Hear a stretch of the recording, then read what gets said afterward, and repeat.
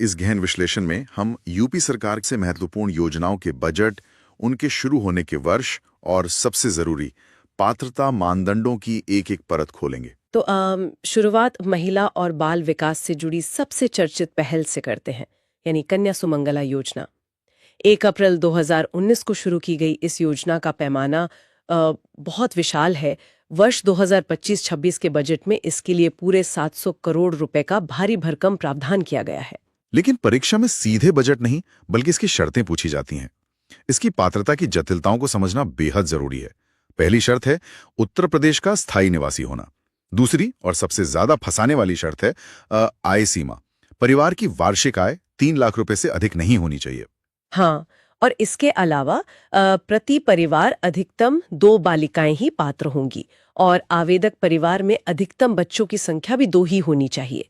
यहाँ एक बहुत ही दिलचस्प कैच है जिस पर आयोग अक्सर सवाल घुमाता है। बिल्कुल।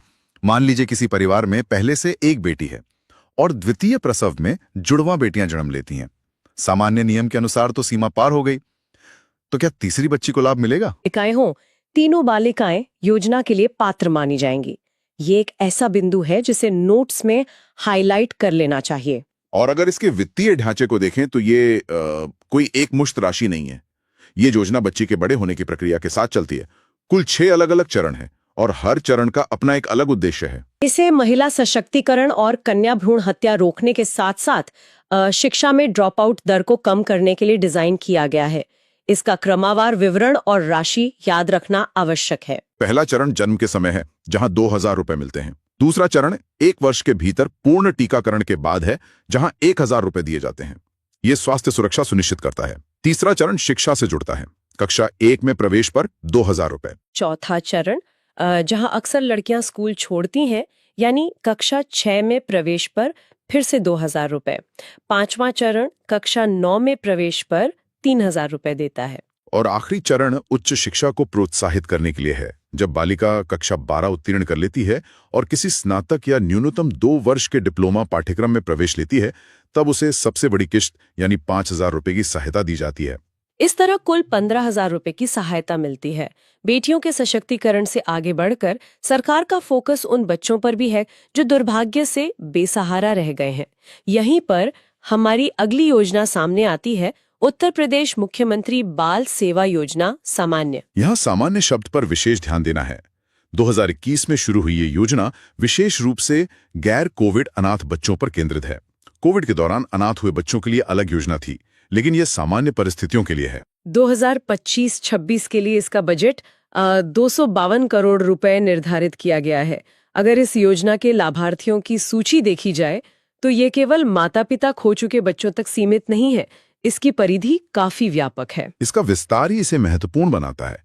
इसमें उन 18 वर्ष से कम आयु के बच्चों को शामिल किया गया है जिन्होंने कोविड के अलावा अन्य कारणों से अपने माता पिता को खो दिया है। लेकिन इसके साथ ही तलाकशुदा या परित्यक्त माताओं के बच्चे, कारावास में सजा काट रहे माता पिता के बच्चे और बाल श्रम या भिक्षावृत्ति से बचाए गए बच्चे भी इसके पूर्ण रूप से पात्र हैं। सही कहा। इसमें प्रति परिवार अधिकतम 2 बच्चों को 2500 रुपए की मासिक वित्तीय सहायता दी जाती है।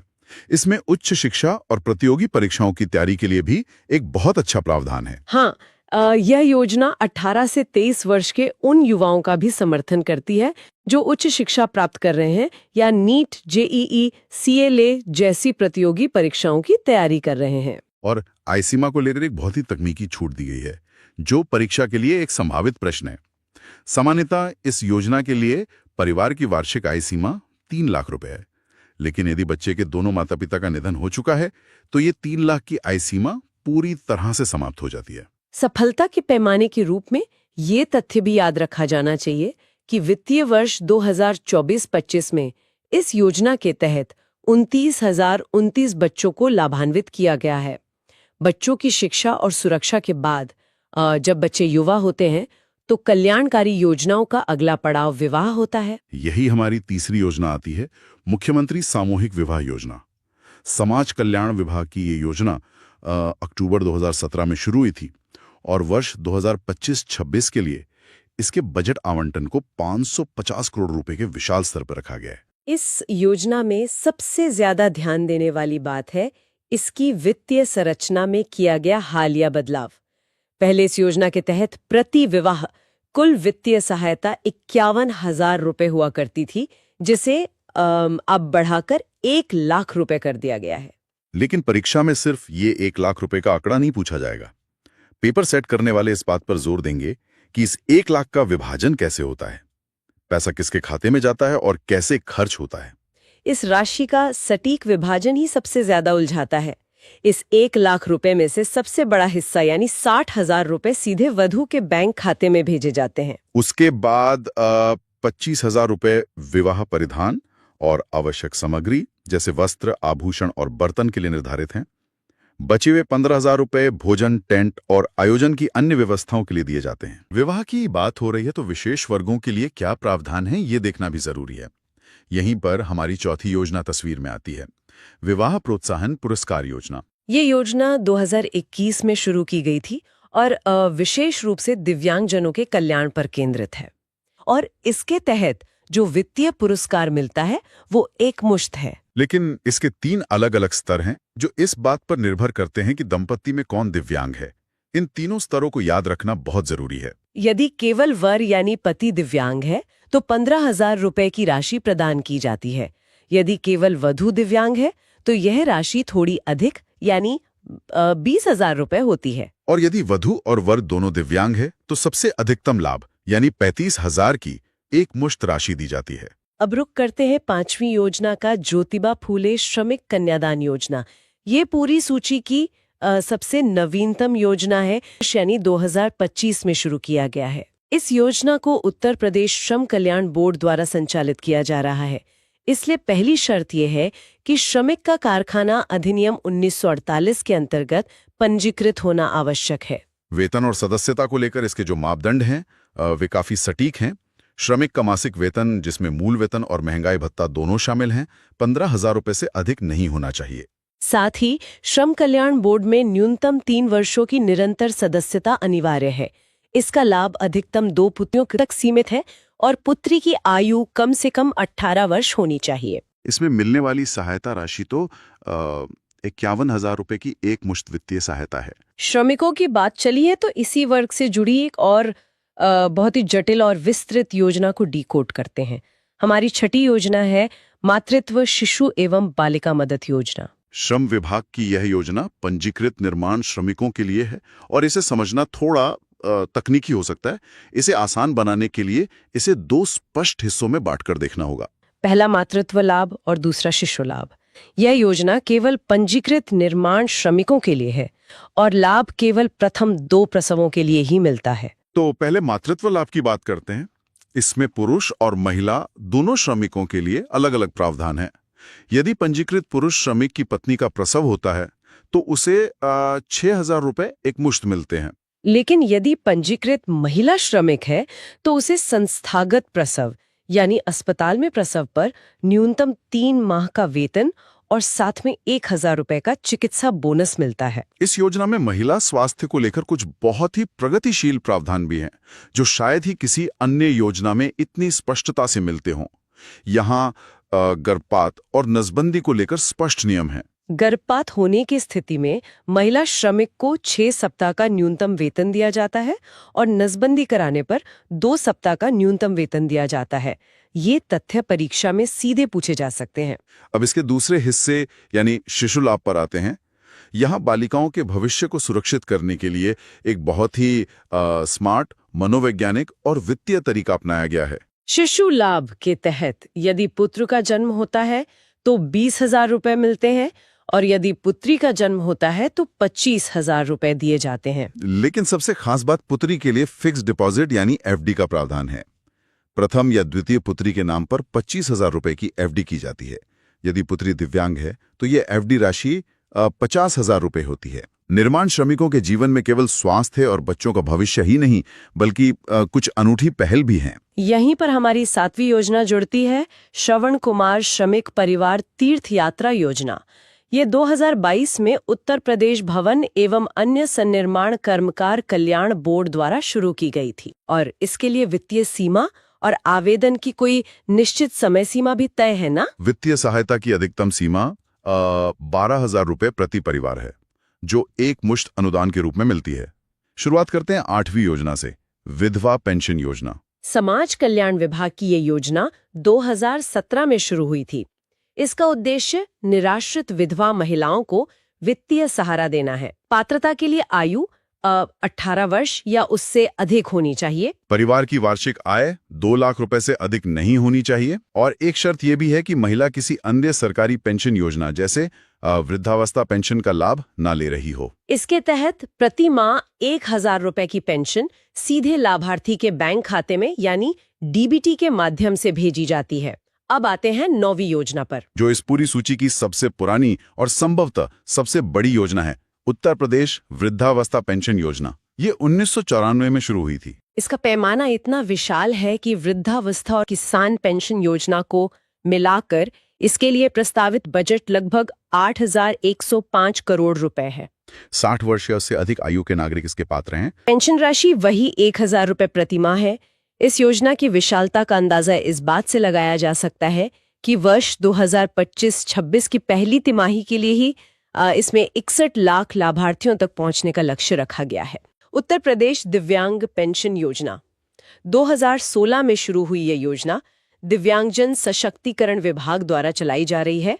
अगर इन दोनों को जोड़कर पढ़ा जाए तो रटने का बोझ कम हो जाता है। ये एक अच्छी रणनीति है। वृद्धावस्था पेंशन की तरह ही इस योजना में भी वार्षिक आय सीमा ग्रामीण क्षेत्र के लिए 46,080 रुपए और शहरी क्षेत्र के लिए 56,460 रुपए है।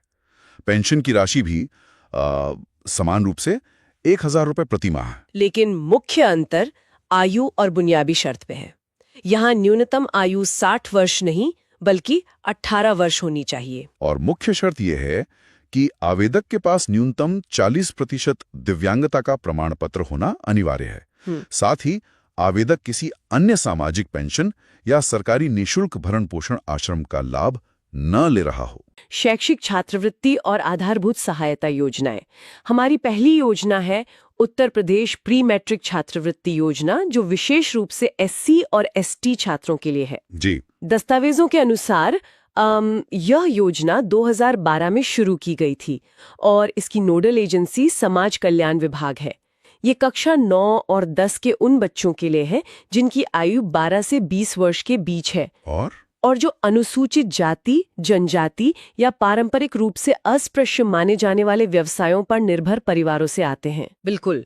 लेकिन जब मैं इसके वित्तीय हिस्से को देखती हूँ तो इसमें 2 अलग-अलग घटक यानी कंपोनेंट्स नजर आते हैं। घटक 1 उन परिवारों के लिए बनाया गया है जिनकी वार्षिक आय 2,50,000 रुपए से अधिक नहीं है। अच्छा, 2.5 लाख की सीमा। हाँ, इसमें जो छात्र रोज घर से स्कूल जाते हैं, जिन्हें हम डे स्कॉलर्स कहते हैं, उन्हें 3,500 रुपए प्रति वर्ष मिलते हैं। लेकिन जो छात्र हॉस्टल में रहते हैं यानी आवासीय छात्र हैं, उनके लिए यह राशि दोगुनी होकर 7,000 रुपए प्रति वर्ष हो जाती है, क्योंकि जाहिर है हॉस्टल का खर्च ज्यादा होता है। अब एकदम नई योजना पर आते हैं जो हाल ही में 2025 में शुरू हुई है। हाँ, एकदम लेटेस्ट। इसका नाम है डॉक्टर APJ अब्दुल कलाम श्रमिक प्राविधिक शिक्षा सहायता योजना। यह योजना पंजीकृत श्रमिकों के बच्चों को तकनीकी शिक्षा दिलाने के लिए है। 15,000 रुपए मासिक आय वाले परिवार के लिए बीटेक या मेडिकल की पढ़ाई का खर्च उठाना तो लगभग असंभव है। तो ऐसे में ये योजना कितनी आर्थिक मदद दे रही है? सहायता की राशि पाठ्यक्रम के स्तर के अनुसार बांटी गई है।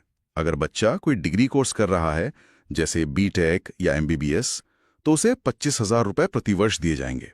अगर वो कोई डिप्लोमा कर रहा है तो 15,000 रुपए प्रति वर्ष, और यदि कोई सर्टिफिकेट कोर्स कर रहा है तो 10,000 रुपए प्रति वर्ष की सहायता मिलेगी। इसी श्रेणी में एक और नई योजना है जो 1 मई 2025 को शुरू की गई है, संत रविदास शिक्षा प्रोत्साहन योजना।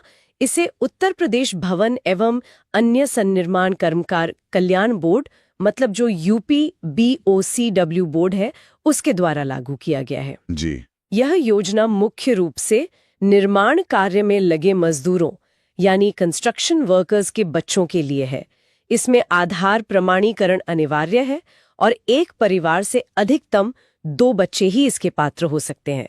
लेकिन जब मैं इसके वित्तीय प्रोत्साहन का ढांचा देखती हूँ तो वो बहुत ही लंबा और विस्तृत है। अगर हम इसे स्कूल के स्तर पर देखें तो कक्षा 1 से 5 तक के बच्चों को 2,000 रुपए दिए जाते हैं। कक्षा 6 से 10 तक ये राशि 2,500 रुपए हो जाती है और 11वीं-12वीं के लिए 3,000 रुपए, यानी स्कूली शिक्षा में यह 2 से 3,000 के बीच है। ठीक है, ये तो याद रखना आसान है। लेकिन असली छलांग उच्च शिक्षा में आती है। स्नातक, ITI या पॉलिटेक्निक के लिए सीधे 12,000 रुपए मिलते हैं। स्नातकोत्तर या पोस्ट ग्रेजुएशन के लिए ये 24,000 रुपए हो जाता है। और अगर कोई छात्र शोध या रिसर्च स्तर तक पहुंचता है तो ये सहायता राशि 1 लाख रुपए तक पहुंच जाती है। 1 लाख रुपए? ये तो बहुत बड़ी मदद है। हाँ, और इतना ही नहीं, व्यावसायिक डिग्री के लिए अधिकतम 60,000 रुपए या फीस वापसी का प्रावधान है। और अगर बच्चा MBBS या PG मेडिकल में दाखला लेता है तो उसकी पूरी की पूरी फीस वापस कर दी जाती है। ऑपरेशन कायाकल्प बहुत ही महत्वाकांक्षी योजना है ये। आइए इसे डिकोड करते हैं। ये योजना जून 2018 में शिक्षा विभाग द्वारा शुरू की गई थी। इसका लक्ष्य बहुत विशाल है। सरकारी प्राथमिक और उच्च प्राथमिक विद्यालयों की 19 बुनियादी सुविधाओं का उन्नयन यानी अपग्रेडेशन करना। 19 बुनियादी सुविधाएं? हाँ, इन 19 सुविधाओं में लड़कों और लड़कियों के लिए अलग-अलग शौचालय, स्वच्छ पेयजल, स्मार्ट या डिजिटल कक्षाएं, टाइल्ड युक्त फर्श और खेल के मैदान जैसी चीजें शामिल हैं। लेकिन उत्तर प्रदेश जैसे बड़े राज्य में हजारों स्कूलों का कायाकल्प करने के लिए इतना बड़ा फंड कहाँ से आता है? यही वो बिंदु है जहां ऑपरेशन कायाकल्प का मॉडल सबसे अलग बनता है। यह किसी एक विभाग के बजट पर निर्भर नहीं है। इसका वित्त पोषण कई अलग अलग स्रोतों को मिलाकर किया जाता है। इसमें केंद्र का समग्र शिक्षा अभियान, ग्राम पंचायत की अपनी निधि, जिला खनिज निधि और यहां तक कि मनरेगा के फंड का भी इस्तेमाल किया जाता है। मतलब एक कन्वर्जेंस मॉडल है। बिल्कुल। और परीक्षा में अक्सर यह पूछा जाता है कि किसी योजना की निगरानी कैसे हो रही है। इस योजना के लिए प्रेरणा पोर्टल का उपयोग किया जाता है। प्रेरणा पोर्टल? जी, इस पोर्टल पर स्कूलों की बिफोर और आफ्टर तस्वीरें रियल टाइम में अपलोड की जाती हैं। इसके अलावा छात्र नामांकन बढ़ाने के लिए इस योजना में यूनिसेफ के साथ भी सहयोग किया गया है। यह अंतर्राष्ट्रीय स्तर का सहयोग इसे परीक्षा के नजरिए से बहुत महत्वपूर्ण बना देता है। तो उसके सामने सबसे बड़ी चुनौती प्रतियोगी परीक्षाएं होती हैं। कोचिंग की फीस इतनी ज्यादा होती है कि एक आम परिवार का बच्चा उसे वहन नहीं कर सकता। ये एक बहुत बड़ी जमीनी सच्चाई है। इसी समस्या को हल करने के लिए 16 फरवरी 2021 को मुख्यमंत्री अभ्युदय योजना शुरू की गई। इसे समाज कल्याण विभाग और प्रशासन एवं प्रबंधन अकेडमी द्वारा संयुक्त रूप से चलाया जा रहा है। यह योजना मुख्य रूप से आर्थिक और सामाजिक रूप से पिछड़े वर्गों के उन छात्रों के लिए है जो किसी भी न्यूनतम अर्हता परीक्षा को पास कर चुके हैं। इसमें ऑनलाइन और ऑफलाइन दोनों तरह की निःशुल्क कोचिंग दी जाती है। और इस योजना की सबसे बड़ी खासियत सिर्फ मुफ्त कक्षाएं नहीं है। राज्य भर में 2025 तक 162 से अधिक कोचिंग केंद्र स्थापित करने का लक्ष्य है और छात्रों को डिजिटल अध्ययन के लिए टैबलेट भी दिए जा रहे हैं। टैबलेट वितरण भी इसी का हिस्सा है। हाँ, लेकिन जो चीज इस योजना को वास्तव में अद्वितीय बनाती है वो है इसका मेंटरशिप मॉडल। इन केंद्रों में पढ़ाने या मार्गदर्शन करने के लिए स्वयं IAS, IPS और प्रांतीय सिविल सेवा के अधिकारी आते हैं। कल्पना कीजिए, जो युवा सिविल सेवा की तैयारी कर रहा है उसे सीधे उन अधिकारियों से टिप्स मिल रहे हैं जिन्होंने खुद वो परीक्षा पास की है। ये लोग बहुत ही शानदार पहल है।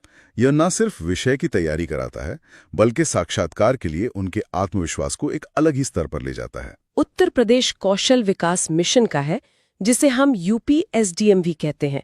इसकी स्थापना 13 सितंबर 2013 को हुई थी। इस मिशन के तहत प्रशिक्षण प्राप्त करने के लिए आयु सीमा 14 से 35 वर्ष रखी गई है। जी। हालांकि अगर कोई निर्माण श्रमिक है यानी BOCW के तहत पंजीकृत है तो उसके लिए ये आयु सीमा छूट के साथ 50 वर्ष तक है। इसमें सामाजिक समावेश का भी ध्यान रखा गया है, जिसके तहत कुल लाभार्थियों में कम से कम 20% अल्पसंख्यक वर्ग से और 30% महिलाएं होनी चाहिए। रोजगार की दिशा में ही एक और महत्वपूर्ण योजना है मुख्यमंत्री शिक्षुता प्रोत्साहन योजना, जिसे हम अप्रेंटिसशिप योजना भी कहते हैं। हाँ। ये मुख्य रूप से उन युवाओं के लिए है जिन्होंने गैर तकनीकी विषयों में डिप्लोमा या ग्रेजुएशन किया है। अच्छा। इसके तहत उन्हें किसी उद्योग या कंपनी में अप्रेंटिसशिप करने पर एक निश्चित स्टाइपेंड दिया जाता है, जिसे अब बढ़ाकर 9,000 रुपए प्रति माह कर दिया गया है। वित्तीय वर्ष 2023-24 के बजट में इसके लिए 100 करोड़ रुपए का प्रावधान किया गया है। लेकिन यहाँ एक बहुत बड़ा सवाल उठता है। क्या सवाल? अगर कोई प्राइवेट कंपनी किसी युवा को काम सिखा रही है तो वो उसे 9,000 रुपए क्यों देगी? हाँ, इस पैसे का बोझ कौन उठा रहा है?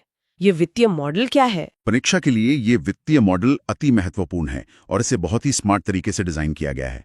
सरकार जानती है कि अगर प्राइवेट कंपनी पर पूरा बोझ डाला गया तो वो फ्रेशर्स को मौका ही नहीं देगी। बिल्कुल सही बात है। इसलिए इस 9,000 रुपए को 3 हिस्सों में बांट दिया गया है। इसे ऐसे समझिए, इस 9,000 में से 4,500 रुपए यानी 50% हिस्सा भारत सरकार सीधे देती है। जो प्राइवेट संस्थान या कंपनी युवा को ट्रेनिंग दे रही है उसे अपनी जेब से केवल 3,500 रुपए यानी लगभग 39% देने होते हैं और बाकी बचे हुए 1,000 रुपए जो 11% हैं उसकी प्रतिपूर्ति उत्तर प्रदेश राज्य सरकार करती है। मतलब केंद्र, राज्य और निजी संस्थान तीनों मिलकर फंड कर रहे हैं। जी हाँ, इस त्रिस्तरीय फंडिंग मॉडल का फायदा ये है कि कंपनी को बहुत कम पैसे में एक युवा वर्कर मिल जाता है और युवा को काम सीखने के साथ साथ एक सम्मानजनक स्टाइपेंड मिल जाता है। यह वास्तव में एक विन विन स्थिति है। इसके बाद सीधे नौकरी दिलाने के लिए यूपी कौशल सतरंग योजना है। इसे 2020 में सेवायोजन विभाग द्वारा प्रारंभ किया गया था। इस योजना का फोकस उन बेरोजगार युवाओं पर है जो उत्तर प्रदेश के स्थायी निवासी हैं, जिनकी उम्र 18 से 40 वर्ष के बीच है, जो कम से कम 10वीं पास है और जिनके परिवार की वार्षिक आय 36,000 रुपए से कम है। हाँ, आय सीमा बहुत जरूरी है। इसके तहत जिला स्तर पर मेगा रोजगार मेलों का आयोजन किया जाता है, जहां कंपनियां सीधे आकर युवाओं का चयन करती हैं। और सबसे अच्छी बात यह है कि वेतन सीधे उनके बैंक खाते में ट्रांसफर किया जाता है ताकि कोई बिचौलिया उनका शोषण ना कर सके।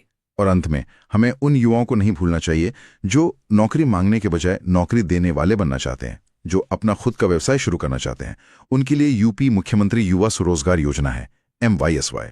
जी, इसमें भी आवेदन करने वाली युवा की आयु 18 से 40 वर्ष के बीच होनी चाहिए और न्यूनतम शैक्षिक योग्यता 10वीं पास है। क्या इसमें व्यवसाय शुरू करने के लिए ऋण लेने की कोई आय सीमा निर्धारित की गई है? जी हाँ, और यह आय सीमा वर्ग के अनुसार अलग अलग है। सामान्य, OBC और अल्पसंख्यक वर्ग के लिए परिवार की वार्षिक आय 2 लाख रुपए से अधिक नहीं होनी चाहिए। वहीं SC/ST वर्ग के अभ्यर्थियों के लिए यह सीमा 2.5 लाख रुपए रखी गई है। अच्छा, और ऋण कितना मिलता है? अगर अभ्यर्थी इन शर्तों को पूरा करता है तो उसे अपना उद्योग या व्यवसाय स्थापित करने के लिए मशीनरी या कच्चे माल हेतु 25 लाख रुपए तक का ऋण उपलब्ध कराया जाता है। और सबसे बड़ी राहत यह है कि यह ऋण 6% प्रतिवर्ष की बहुत ही रियायती ब्याज दर पर दिया जाता है, जो बाजार दर से काफी कम है। नंद बाबा दुग्ध मिशन बहुत ही महत्वाकांक्षी मिशन है ये। दस्तावेजों के अनुसार यह मिशन वर्ष 2022 में शुरू किया गया था, जो कि राज्य के जन कल्याण संकल्प 2022 के ठीक अनुरूप है। इसका विहंगम दृश्य ही चौंकाने वाला है। हाँ, इसका सीधा लक्ष्य राज्य को दुग्ध उत्पादन में देश में सबसे आगे ले जाना है। और इसके लिए जो बजट तय किया गया है वो कोई छोटी मोटी रकम नहीं है। आगामी 5 वर्षों के लिए पूरी 1,000 करोड़ रुपए। बिल्कुल 1,000 करोड़ रुपए का भारी भरकम बजट। इसका असली लक्ष्य है हर गांव में सहकारी समितियों यानी कोऑपरेटिव सोसाइटीज का एक मजबूत जाल बिछाना। मतलब बिचौलियों को हटाना। बिल्कुल। अक्सर दूध बेचने वाले छोटे किसान बिचौलियों के जाल में फंस जाते हैं, जहां उन्हें अपनी मेहनत का सही दाम नहीं मिलता। हाँ, ये तो एक बहुत पुरानी और आम समस्या है। तो जब गांव के स्तर पर ही सहकारी समितियां बनेंगी तो छोटे से छोटे पशुपालक को भी एक बड़े संगठित नेटवर्क की ताकत मिलेगी और उसे उसके दूध का उचित, सीधा और पारदर्शी मूल्य मिलेगा। ये तो हुई ढांचे की बात, लेकिन इस बड़े मिशन की छतरी के नीचे 3 बहुत ही विशिष्ट योजनाएं काम कर रही हैं। जी, 3 प्रमुख योजनाएं हैं। चलिए इन तीनों का एक एक करके विश्लेषण करते हैं।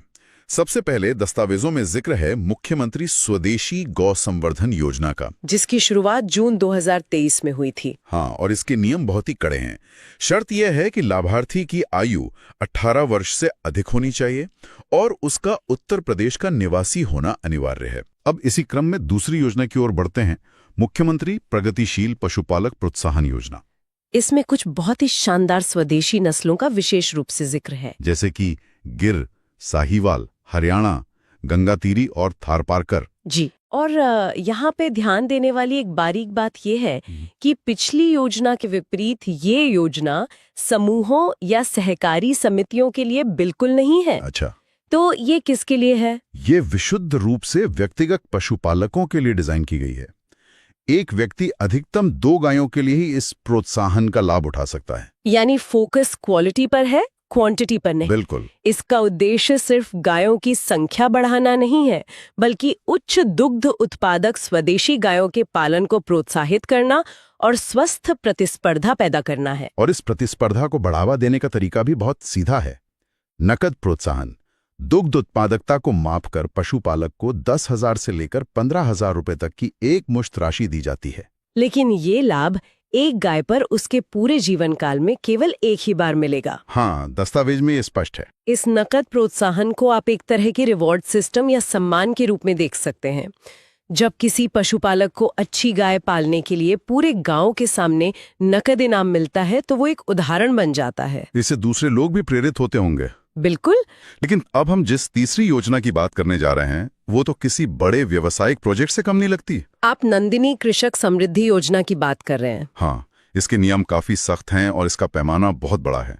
आवेदन करने वाले के पास गाय या भैंस पालने का कम से कम 3 साल का अनुभव होना ही चाहिए। केवल अनुभव ही नहीं, जमीन भी होनी चाहिए। हाँ, शेड बनाने के लिए आधा एकड़ और हरा चारा उगाने के लिए 1.5 एकड़ जमीन का होना अनिवार्य है। और ये अभी 18 मंडलीय मुख्यालयों में लागू है। ये योजना दरअसल डेयरी सेक्टर में केवल पशुपालन नहीं बल्कि एक कमर्शियल एंटरप्रेन्योरशिप खड़ा करने का सीधा प्रयास है। इसमें एक इकाई का मतलब पूरी 25 गायें होती हैं। ये दुग्ध मिशन तो अर्थव्यवस्था की एक मजबूत तस्वीर पेश करता है। लेकिन अब हम अपना ध्यान पशुओं से हटाकर उन इंसानों की ओर लाते हैं जो इस व्यवस्था की असली रीढ़ हैं, हमारे किसान। हाँ, कृषक दुर्घटना कल्याण योजना। बिल्कुल, ये योजना 14 सितंबर 2019 को लागू की गई थी। इसका दायरा इतना व्यापक है कि 18 से 70 वर्ष की आयु के सभी किसान इसके दायरे में आते हैं। और सबसे अहम बात, इसमें भूमिहीन किसानों और उनके आश्रितों को भी शामिल किया गया है जो दूसरों के खेतों में काम करते हैं। अगर हम इसे बड़े परिदृश्य से जोड़ें तो हमें ये स्वीकार करना होगा कि खेती कोई वातानुकूलित दफ्तर की सुरक्षित नौकरी नहीं है। ये हर दिन खतरों से जूझने का काम है। बिल्कुल, मौसम की मार, कीचड़ में नंगे पैर चलना, रात के अंधेरे में पानी लगाना और अपनी फसल को ट्रैक्टर ट्रॉली में लाद कर हाईवे के रास्ते मंडी ले जाना, किसान हर कदम पर जानलेवा जोखिमों का सामना करता है। ये योजना उन्हीं वास्तविक खतरों को कवर करती है। प्राकृतिक आपदाएं, जंगली पशु का हमला, सर्पदंश और यहाँ तक कि सड़क दुर्घटनाएं भी इसमें शामिल हैं। और इसके लिए बजट भी बहुत बड़ा रखा गया है। हाँ, वर्ष 2025-26 के बजट में इसके लिए 1050 करोड़ रुपए का प्रावधान है। मुआवजे की राशि क्या तय की गई है? दुर्घटना में मृत्यु या दोनों हाथ पैर की क्षति पर 5 लाख रुपए की आर्थिक सहायता है और आंशिक दिव्यांगता पर, जिसमें कम से कम 60% दिव्यांगता अनिवार्य है, 1 लाख से 3 लाख रुपए तक का मुआवजा है। 5 लाख रुपए की ये सुरक्षा किसी भी ग्रामीण परिवार को रातों रात बिखर जाने से बचाती है। मुख्य कमाने वाले के जाने पर परिवार गरीबी रेखा के नीचे खिसक सकता है। अब हम सूखी जमीन से पानी का रुख करते हैं। यहाँ कहानी वाकई बहुत रोचक हो जाती है, क्योंकि अब हम बात करेंगे नीली अर्थव्यवस्था की। मुख्यमंत्री मत्स्य संपदा योजना। हाँ, ये केंद्र की प्रधानमंत्री मत्स्य संपदा योजना का ही राज्य स्तरीय रूपांतरण है। नीली अर्थव्यवस्था किसी भी राज्य के लिए राजस्व और रोजगार पैदा करने का बड़ा क्षेत्र है। इसका लक्ष्य केवल मछलियां बेचना नहीं, बल्कि ग्राम सभा के तालाबों के पट्टाधारकों और निषाद समुदाय का उत्थान करना है। और महिला मछुआरों का भी। दस्तावेज बताते हैं कि आने वाले 5 वर्षों में 500 मत्स्य सीड बैंक स्थापित करने का लक्ष्य है। यानी हर साल 100 नए सीड बैंक। साथ ही पट्टाधारकों को शुरुआत के लिए 40% तक का भारी अनुदान भी है। ये सीड बैंक की अवधारणा क्या है? ये मत्स्य पालन की सप्लाई चेन का सबसे नाजुक हिस्सा है। मछुआरों को समय पर अच्छी गुणवत्ता वाले मछली के बीज नहीं मिल पाते। जब उनके गांव के पास ही सीड बैंक होंगे तो पैदावार में जबरदस्त उछाल आएगा। इस योजना में एक हिस्सा ऐसा है जिसने मुझे सोचने पर मजबूर कर दिया, बजट का लैंगिक आधार पर विभाजन। हाँ, महिलाओं के लिए अलग बजट, पुरुषों के लिए 195 करोड़ और महिलाओं के लिए अलग से 115 करोड़ का समर्पित बजट। गंभीर बीमारी सहायता योजना। मुख्य रूप से देखा जाए तो ये एक स्वास्थ्य बीमा और वित्तीय सहायता का मॉडल है। और इसके वित्त पोषण की बात करें तो दस्तावेजों के अनुसार इसका पूरा खर्च उत्तर प्रदेश भवन एवं अन्य संनिर्माण कर्मकार कल्याण बोर्ड तथा राज्य सरकार द्वारा मिलकर उठाया जाता है। जी, और अगर इसकी पात्रता पर ध्यान दें तो इसका नीतिगत ढांचा बहुत स्पष्ट दिखाई देता है। इसके तहत केवल पंजीकृत निर्माण श्रमिक और उनके आश्रित ही पात्र माने गए हैं। हाँ बिल्कुल। और इन आश्रितों की परिभाषा भी तय है। इसमें माता-पिता, जीवन साथी और 21 वर्ष से कम आयु के बच्चे शामिल हैं। लेकिन यहाँ एक विशेष प्रतिबंध का उल्लेख करना जरूरी है। वही प्रतिबंध जिसमें कहा गया है कि जो लोग आयुष्मान भारत या किसी अन्य समान स्वास्थ्य योजना का लाभ उठा रहे हैं वे इस योजना के पात्र नहीं होंगे। हाँ, यही वाला। अक्सर ये देखा जाता है कि एक ही व्यक्ति कई सरकारी योजनाओं का लाभ ले लेता है, तो ये नियम विशेष रूप से उसी दोहरेपन को रोकने के लिए है। मतलब सरकारी संसाधनों के दोहराव को रोकना प्रशासन की एक बड़ी चुनौती होती है। एकदम सही। इस प्रतिबंध का सीधा अर्थ यही है कि शासन व्यवस्था उन वंचित निर्माण श्रमिकों तक पहुंचना चाहती है जो अन्य किसी भी सुरक्षा जाल से पूरी तरह बाहर रह गए हैं। स्वास्थ्य के ही क्षेत्र में जो दूसरी योजना दस्तावेजों में दर्ज है वो है उत्तर प्रदेश मुख्यमंत्री जन आरोग्य योजना। इसे 1 मार्च 2019 को लागू किया गया था। और ये योजना मूल रूप से केंद्र सरकार की प्रधानमंत्री जन आरोग्य योजना के पूरक के रूप में काम करती है। पूरक होने का मतलब यह है कि जो आबादी केंद्र की योजना के मानकों में फिट नहीं बैठ पाई या किसी कारणवश छूट गई, उसे राज्य सरकार ने अपनी इस योजना के जरिए सुरक्षा घेरे में ले लिया। बिल्कुल। इसमें प्रति परिवार 5 लाख रुपए तक का स्वास्थ्य बीमा और गोल्डन जन आरोग्य कार्ड दिया जाता है। और इसका जो लक्ष्य है वो 10 करोड़ वंचित परिवारों को इस कवरेज में लाना है। मुख्यमंत्री सक्षम सुपोषण योजना।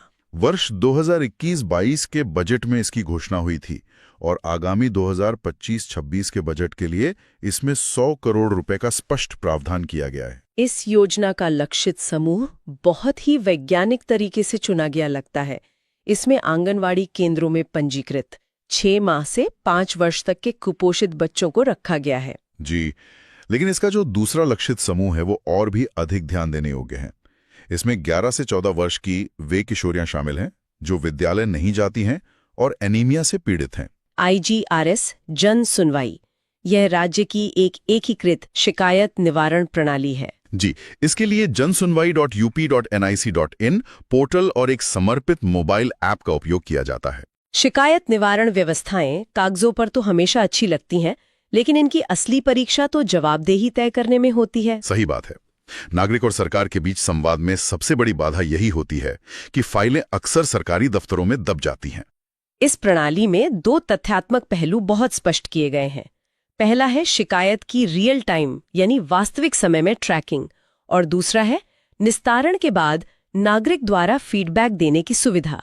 उत्तर प्रदेश की एक जिला एक उत्पाद योजना, जिसे ODOP के नाम से भी जाना जाता है, पारंपरिक शिल्प को बढ़ावा देने के लिए जनवरी 2018 में इसे शुरू किया गया था और 2025-26 के बजट में इसके लिए 337 करोड़ रुपए रखे गए हैं। इस योजना की संरचना को देखें तो ये 75 जिलों के स्थानीय उद्योगों और कारीगरों को एक नई पहचान देने का एक बहुत बड़ा प्रयास है। इसके तहत अब तक 1 लाख से अधिक कारीगरों को आधुनिक उपकरणों का उपयोग सिखाने के लिए कौशल विकास प्रशिक्षण दिया जा चुका है।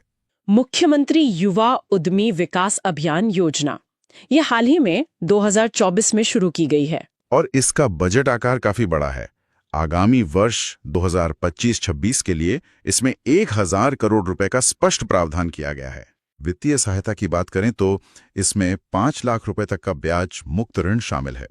एग्रीज तथा AI प्रज्ञा 2025 में शुरू हुई ये एक बहुत ही विशाल परियोजना है जिसका कुल बजट 3,900 करोड़ रुपए है। और दस्तावेजों के अनुसार इसमें 2,737 करोड़ रुपए का विश्व बैंक का ऋण भी शामिल है। पूर्वांचल और बुंदेलखंड के 28 जनपदों में इसे लागू किया जा रहा है। इस बड़े बजट वाली नीति को 2 अलग-अलग हिस्सों में समझना होगा। पहला हिस्सा यूपी एग्रीज है। इसका सबसे प्रमुख बिंदु है 10 लाख किसानों को 6 वर्षों के लिए मात्र 1.23% की ब्याज दर पर ऋण उपलब्ध कराना। 1.23% की ब्याज दर तो कृषि क्षेत्र में लगभग नगण्य है। कागजों पर 10 लाख किसानों को इतनी कम दर पर ऋण देना एक बड़ी बात है। इसके साथ ही 500 किसानों को उन्नत प्रशिक्षण के लिए विदेश भेजने का भी प्रावधान है। इतनी कम ब्याज दर खेती की लागत को सीधे तौर पर कम कर देती है। और जहां तक विदेश भेजकर प्रशिक्षण दिलाने की बात है तो यह तकनीकी हस्तांतरण या टेक्नोलॉजी ट्रांसफर का एक सीधा तरीका है। मतलब जब वे किसान वापस लौटेंगे तो वे अपने क्षेत्रों में मास्टर ट्रेनर के रूप में काम कर सकेंगे। जी, और इसी योजना का जो दूसरा हिस्सा है वो है एआई प्रज्ञा। इसका संबंध प्रशासन में एआई का उपयोग करने और 10 लाख युवाओं को एआई, मशीन लर्निंग तथा डेटा एनालिटिक्स जैसे आधुनिक क्षेत्रों में प्रशिक्षण देने से है। ये तो एक ही परियोजना के तहत दो अलग-अलग समयकालों को साधने जैसा है। एक तरफ आप पारंपरिक कृषि को मजबूत कर रहे हैं और दूसरी तरफ युवाओं को चौथी औद्योगिक क्रांति के लिए तैयार कर रहे हैं, ताकि भविष्य के प्रशासन और गवर्नेंस में डेटा आधारित सटीक फैसले लिए जा सकें। तकनीक से मानव विकास के एक अन्य पहलू की ओर बढ़ते हैं। हमारी 8वीं योजना है यूपी एक जनपद एक खेल, यानी ODOS योजना। इसे 2022 में एक जिला एक उत्पाद की तर्ज पर ही शुरू किया गया था। जी, और 75 जनपदों में प्रत्येक के लिए एक लोकप्रिय खेल का निर्धारण करना एक बहुत ही व्यवस्थित ढांचा तैयार करता है। दस्तावेजों के अनुसार इसका उद्देश्य केवल स्थानीय स्तर पर खेलकूद को बढ़ावा देना नहीं है, बल्कि राज्य में खेल संस्कृति को अंतर्राष्ट्रीय स्तर तक ले जाना है। हर जिले की अपनी एक भौगोलिक और सांस्कृतिक विशेषता होती है और उसे उसी खेल के केंद्र के रूप में विकसित करना संसाधनों के बेहतर उपयोग की ओर इशारा करता है। अब अर्थव्यवस्था में एक और बड़ी चुनौती हमेशा से ग्रामीण पलायन की रही है। 9वीं योजना इसी महत्वपूर्ण मुद्दे को संबोधित करती है। जी, 9वीं योजना है मुख्यमंत्री ग्रामोद्योग रोजगार योजना, जिसे CMVES भी कहा जाता है। ग्रामीण क्षेत्रों से शहरों की ओर होने वाले पलायन को रोकने के लिए इसे काफी पहले 2005 में शुरू किया गया था। इसमें 18 से 50 वर्ष के शिक्षित बेरोजगार या ITI प्रशिक्षित युवा पात्र माने गए हैं। लेकिन इस योजना में जो सबसे महत्वपूर्ण नियम है वो इसके आर्थिक स्वरूप से अधिक इसके सामाजिक स्वरूप को दर्शाता है। आप उस नियम की बात कर रहे हैं जिसके तहत न्यूनतम 50% लाभार्थी अनुसूचित जाति, अनुसूचित जनजाति या अन्य पिछड़ा वर्ग से होने चाहिए। बिल्कुल, ये एक बहुत बड़ा नीतिगत बिंदु है। इसके तहत 10 लाख रुपए तक के सावधि ऋण या कार्यशील पूंजी पर ब्याज अनुदान दिया जाता है। यहाँ भी एक तकनीकी शब्द है, कार्यशील पूंजी, जिसे हम वर्किंग कैपिटल कहते हैं। व्यवसाय शुरू करने के बाद रोजमर्रा के खर्चों को चलाने के लिए जिस पैसे की जरूरत होती है, उस पर भी सरकार ब्याज में छूट दे रही है। सही कहा। सावधि ऋण या टर्म लोन अक्सर मशीनें या बुनियादी ढांचा खरीदने के काम आता है, और कार्यशील पूंजी उस व्यवसाय को रोजमर्रा में जिंदा रखती है। और इसमें जो 50% का सामाजिक आरक्षण है, वो ये सुनिश्चित करता है कि इस आर्थिक विकास में समाज के हाशिए पर खड़े वर्गों को अनिवार्य रूप से शामिल किया जाए।